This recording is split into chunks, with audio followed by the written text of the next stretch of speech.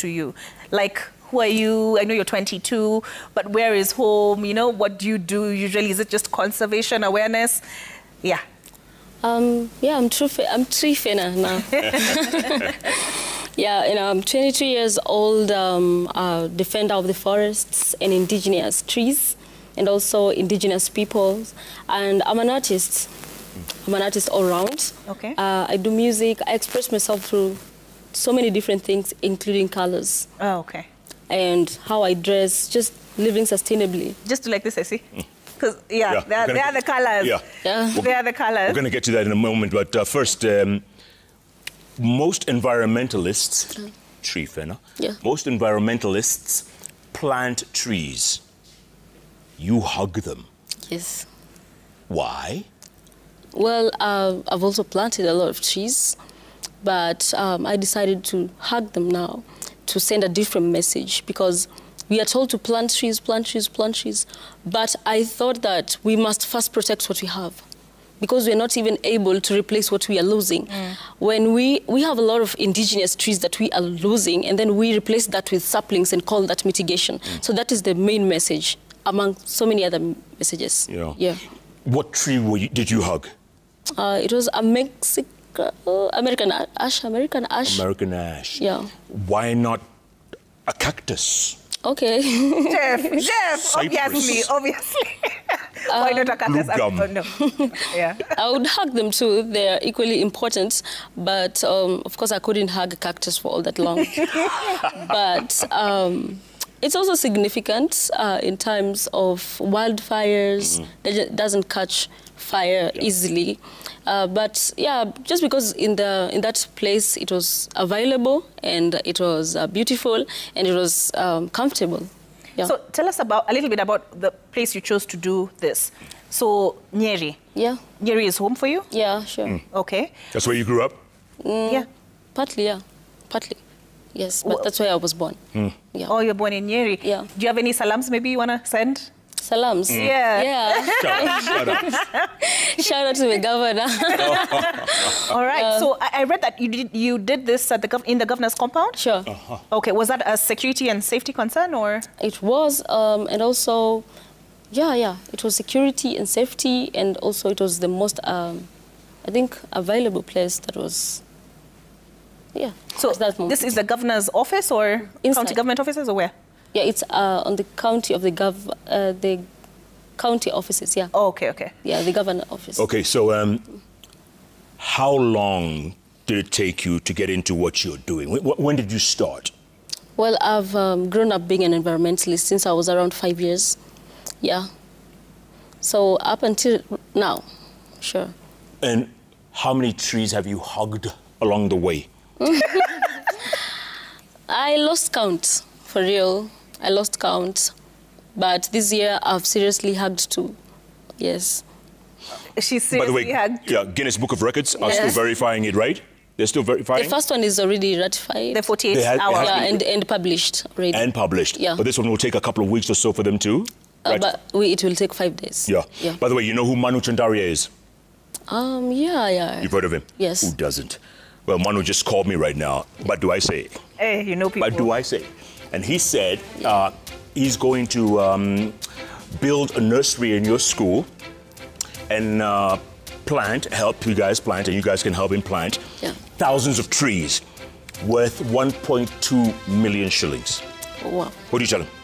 I would say that is so much efforts towards environmental stewardship, and I support him, and I'm so thankful for him. Yes. All right. Wow, well done. We're going to take a short break now to Fena. Yes. And when we come back, I'm curious what it takes to get a Guinness World. It's called the Guinness Book of Records. Guinness, that one. You tell us what the process. Yeah. And also, how did you go to the toilet? Jeff, you're stuck there. No, people want to know. See, she said, okay, we'll get more details. People want to know. Okay, we'll get more details from her. Because for me... We'll take a break, but we come back with Trifena Muthoni. Trifena. Keep tweeting at Kwenangi Jeff. At Obaros, at Citizen TV Kenya. Stag. Citizen Sunday Live. Sunday Live. Yeah. Sunday Live takes a break. We'll be back in a moment. In the meantime, coming up.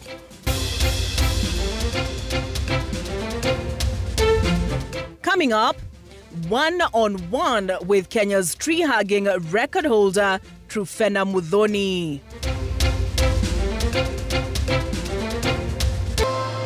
And welcome back to Sunday Live right here on Citizen Television on the, I was about to say the bench guy.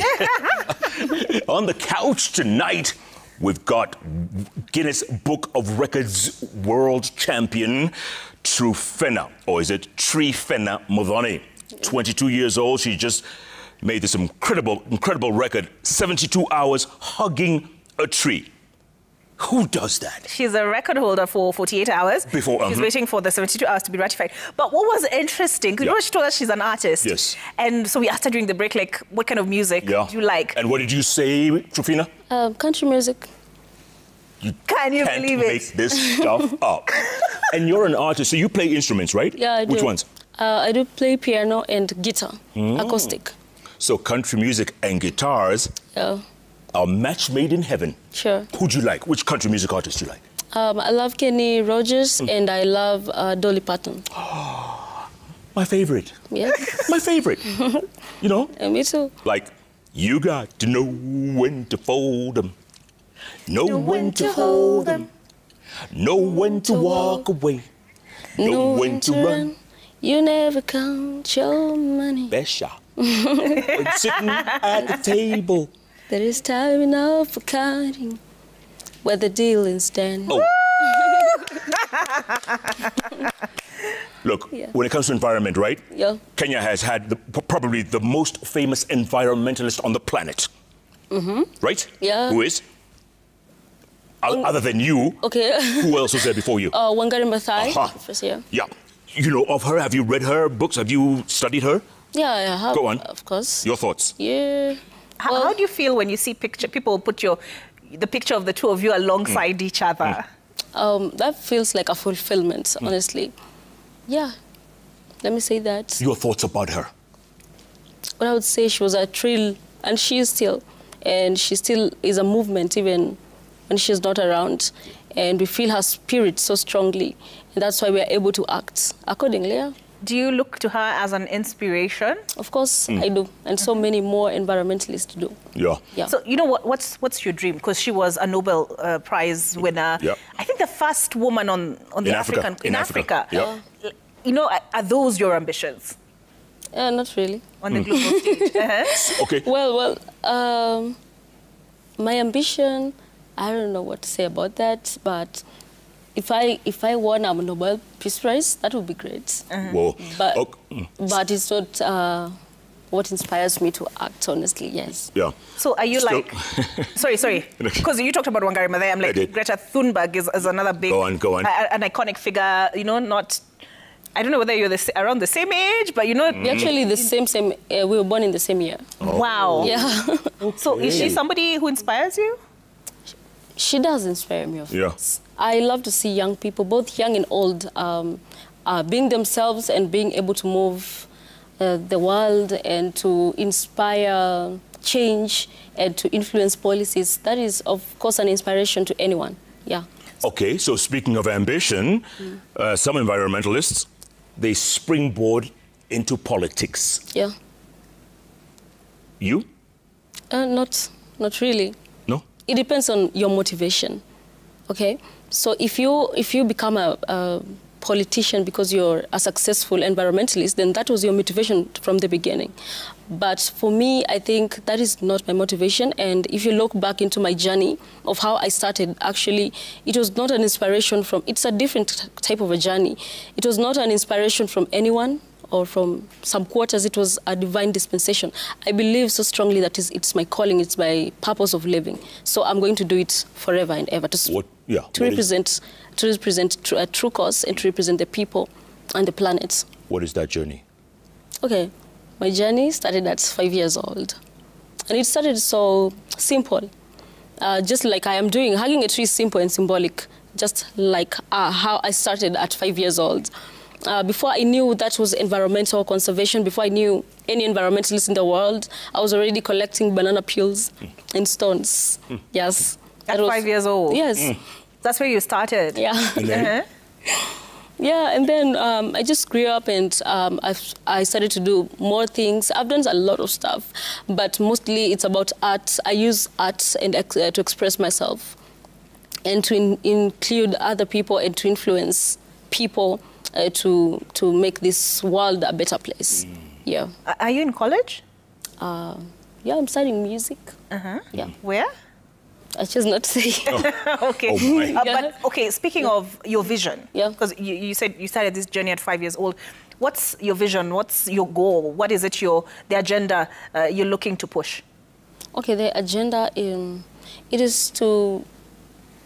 My ambition is to just represent voices that are underrepresented. Okay, and because I believe that mostly in the environmental sectors, you know, this is not something like entertainment where most people are famous. So I believe that we do not have the right platforms, and those who have platforms have the wrong message.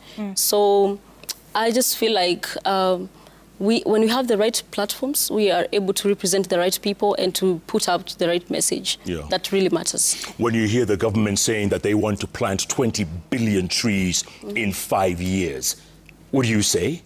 Is that achievable?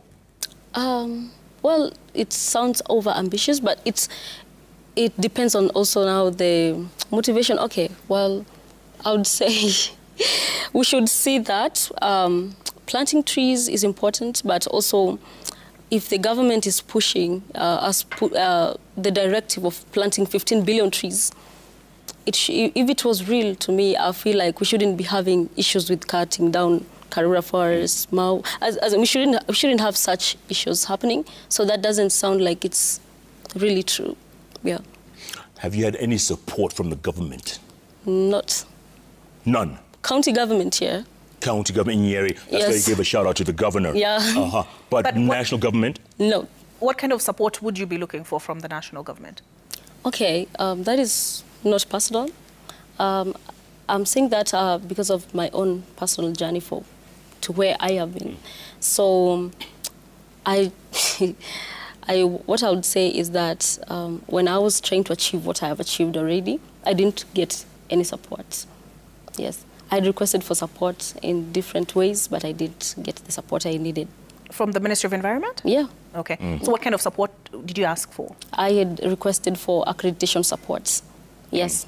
Okay. To go for COP30. Okay. Yeah. Oh. Did you get it? No, I didn't. You didn't go to COP30? I didn't. In Brazil? Yeah. Shame. So you wanted to go there to represent the voices you're saying are... Yeah, actually, this record that I did here in Kenya was supposed to happen in Brazil. Yes, and we have been mobilizing people across the world. I had a lot of people, like more than 10,000 people doing, and even because I didn't go to Brazil, still it happened. All these people who are preparing to do in solidarity simultaneously, as I did my world record attempt in Brazil, still did it, even if I didn't attend. In Brazil, people hugged trees. In Australia, all over the world, had 10,000 plus people in more than 33 countries. And, you know, this is the first COP in the tropical rainforest, and it also had indigenous people's knowledge and indigenous trees at the center of the climate talks. So it was really important. And you can see how it has blown up here in Kenya. Now that will be Kenya on the global map. Yeah. They're in Brazil, but yeah. You talk about tree felling in Karura, in Mau. What do you think of the situation in Kenya? Are we in trouble when it comes to the environment, our trees? We're actually in so much trouble, and I think deforestation is the greatest setback in terms of climate change in Kenya. Yeah, that is actually proven by people who are doing research. That is what we're suffering most here in Kenya, and it's really sad. Yeah. So tell us about the decision. Yeah. The first time you did the 48-hour tree hugging. Like what inspired that? What informed that decision to go that route? Of tree hugging? Yeah. Okay, it's so much. It means so much. First of all, it's to call people to protect indigenous trees and indigenous forests, because they're really important in our ecosystems, because they do not require so much care than saplings, and also they provide food and shelter to local wildlife. So they are really important. That is one. Two, also, it is also to raise awareness about the importance of tree hugging on our mental health, because we have a mental health crisis across the world that is directly involved in environmental degradation, like floods and wildfires and droughts. The victims have post-traumatic stress disorder. And I was trying to bring people back to nature, because that's where they'll find healing. Yeah. Do you have a favorite tree? Wow, yeah. I love Mugumo tree. Oh. Yes. I have one planted in my ancestral home. Oh, for real? Wow. Yes, Mugumo. That is good. That's a fig tree, I think. How? Yeah. Yeah. What does your family think of what you're doing, what you've done, what you've accomplished? I'd say they're supportive. They're proud. Right now, yeah, they're proud. Are there people, you know, when you started, who looked at you like, now see this crazy girl, what is she doing hugging a tree? They're all over. But I'm glad that they usually change so fast. Yeah, they usually change so fast. And some of them right now are hugging trees. They are embracing the tree hugging culture. So you've inspired a generation of tree huggers. Yes. I'm curious, in terms of, because you talked about meditation, so clearly before you embark on this record exercise, record-breaking exercise, you have to prepare yourself mentally and physically, you know, walk us through that process. What does it take? Because I saw you there, kunanyesha uko hapo. Well, what I would say is mostly it's mental exercise. Actually 99%, just 1% physical exercise. Yeah, but I do also physical exercise. I walk for long, like 42 kilometers. Yes, non-stop. And I do many tree hugs. Like before I did this 72 hours, I had done that 5 hours during Mazingira Day. And I did 60 hours later on a camp. It was a scouts camp that I had organized. And also I do fasting. Yes. Fasting. Were you dry fast? So not dry fast. In my previous attempt, so when I was preparing for 48 hours, I did dry fast, which was wrong. Oh, okay. It was wrong because, but I learned. So in my previous, I thought like if I wanted to just go for 48 hours without drinking water or anything, I should also fast. I mean, I should do dry fasting, but that is not medically okay because of your kidneys will strain. So you should actually hydrate more. Oh, okay. Yeah. So I did that for this one. You fasted? No, I fasted, yes, but no food, but but water. Yeah. Yeah, So but if you drink water, you know what you want to do when you're hugging. I was going to ask, you do want susu? No, I didn't hug. No, during the hugging, I was not taking water, but during the practice, I was taking a lot of water to prepare for those 3 days. So you never had the urge to go to the bathroom? I didn't, and I can't. I control it from my mind. Come on. So you didn't? Yes. You didn't? Pee? No, I didn't. It was live. It was live for everyone. Wait, so you can sustain 72 hours without no food, no water? Yes. How? I did. Where's Daktari? Daktari was here earlier. Yes. It is humanly impossible. How do you do that? It sounds like that, but that is just limit to put to ourselves. And your arms, didn't they get tired? They didn't. When you were hugging? No. You must have some Were your strong legs shaking? hands. What? Your legs, or the tree was giving you support? Of course, yeah. I was feeling some cold when it started to rain, but I was able to manage that because I had already practiced for that as well.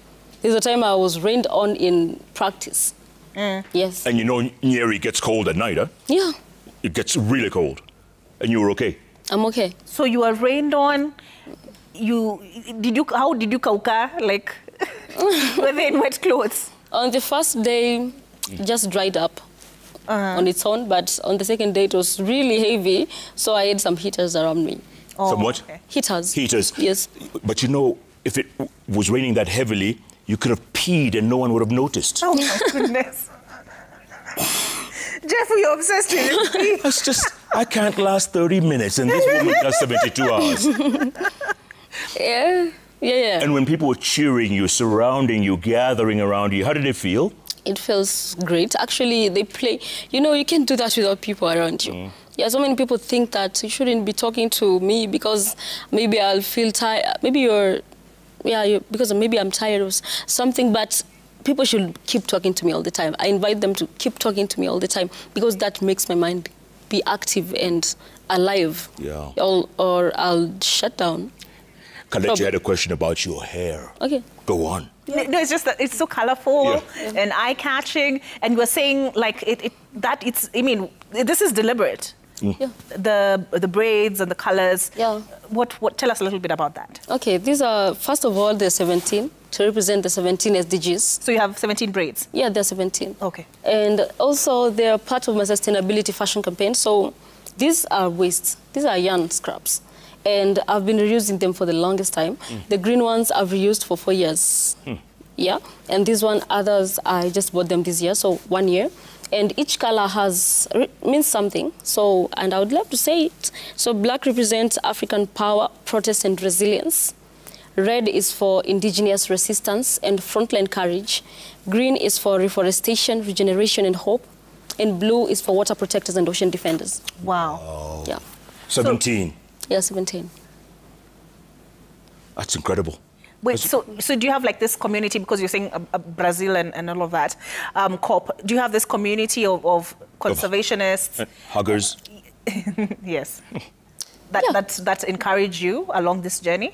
They're there. There's so many, very many, and they really encourage me. And that's why I'm doing it. That's why actually when I missed COP, I didn't leave it there because it wasn't for me. If it was for me, I would push it to the next COP or do something. Maybe this. Maybe I have another world record. I don't need to do a lot of things to be a world record holder.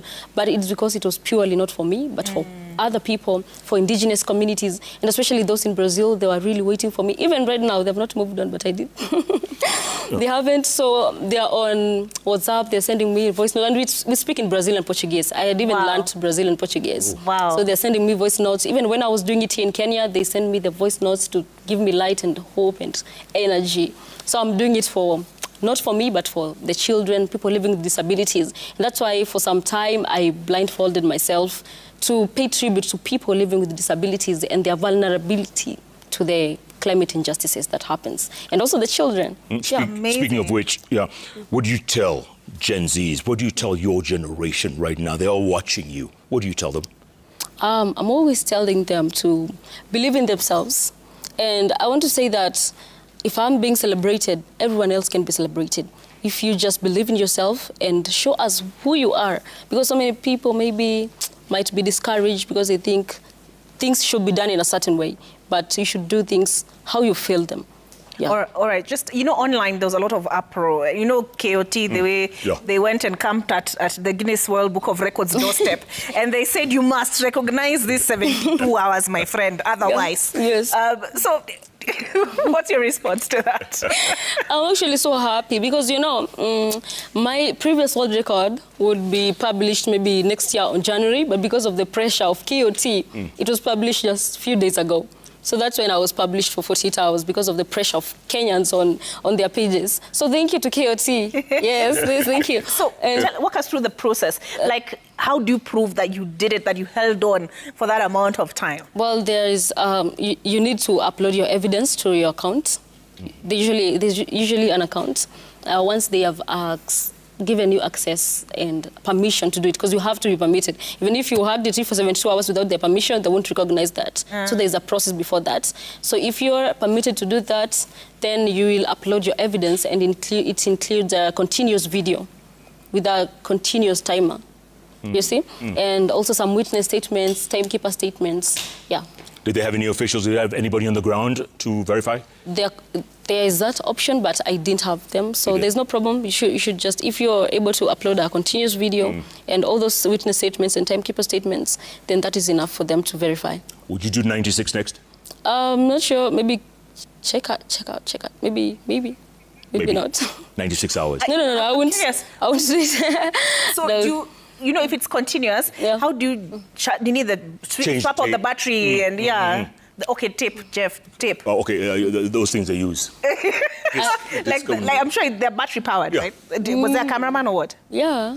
So how do you swap out the battery or charge it, or you keep it connected maybe? Yeah. All right. Yes. So we get some feedback. We have lots of feedback. Coming in thick and fast. Ooh. thick and fast. Okay. Right behind you there, permission, Jeff, to take the first one? Okay, thank you. Number one, this is from Gabby Wakasiaka. Says, what inspired you to take on this challenge? You've already talked about that, right? Yeah. What was the toughest moment during the 72 hours? That's a good question. Yeah. That's a good toughest one. moment. And then 3, what message do you have for young Kenyans? We've done that. So let's do 2. Just ask that one. What was the toughest moment? During the 72 hours. Let me say, honestly, it was during the rainy seasons. The rain. Yeah. And also, some few hours, I forgot. The last minutes. Oh my goodness. The last minute was the toughest because, you see, after I'm through with this exercise, usually I don't feel sick. And I don't need to go to get a medical attention immediately. But this time, I had to because during that time, there was so much commotion, just a few minutes to the completion, and we almost lost the evidence because so many people were there, the commotion, they were blocking the cameras, and then I was stepped on in a stampede. Immediately, I was done. So, yeah, that is maybe the most toughest. What about sleep? Yes, and sleep sometimes. You slept? I didn't say, did I? You didn't sleep? Did I didn't say. I was sleepy. After 48 hours. After 48? Yes. Wow.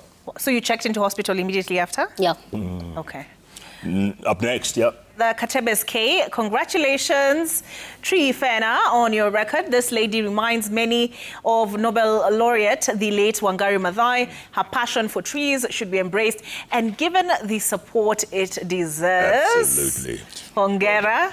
Engineer Lazaro said, spirit of the late environmentalist, Professor Wangari Maathai, resurrected in Nyeri Queen, Trufena. Your courage is an inspiration to many youths. Kudos. Keep it up and teach your fellow youths more about nature conservancy. All right, nice. And here we have Mushangi K.E. Muthoni showed the action part of not giving up on passion. I wish youth would emulate her and take care of nature as we also focus on youth mental health, which is a big deal right now. Big deal around the world. Around the world. It's Kipleting says, kudos to our own Trufena Muthoni for breaking her own 48-hour record to the new 72 hours of hugging the tree. By the words of Eliud Kipchoge, no human is limited. Let's all protect and conserve our environment. Yes. All right, let's see. This is Patrick from Kirinyaga. I will plant 50 indigenous trees this season to embrace this lady's effort. Congratulations, Patrick. How do you feel when you see people taking this kind of action and crediting it to you, inspiring them? I feel so great. Yeah. Oh, amazing. Amazing. We got one more here and... Wow! Wow! My daughter, Nicola, drew this to celebrate Trufena. This is from Nixon Citiene. Nicole, right? Nicole, sorry. Jeff. Pole.